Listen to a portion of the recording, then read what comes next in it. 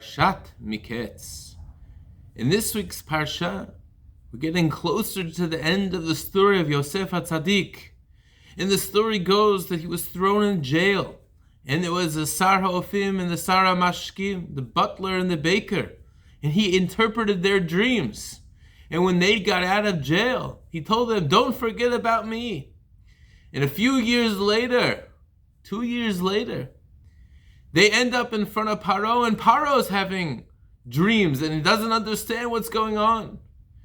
And the Sar HaMashkim and the butler says, "I remember when I was in jail, there was this nice Jewish boy, Yosef, and he was able to interpret my dream. Maybe he could help you." And Rashi tells us that in fact, because Yosef put his trust in them, he had to stay in jail 2 extra years. This sounds a little strange. He needed to do what he needed to do.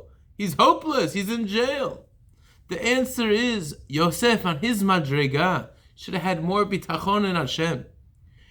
Even maybe he should have done his shtadlut, but he should have not relied on them. This is an unbelievable message that we have to constantly remind ourselves. As much as we do, we make our effort, we put this, or we do this job, we do that, we ask this person for help.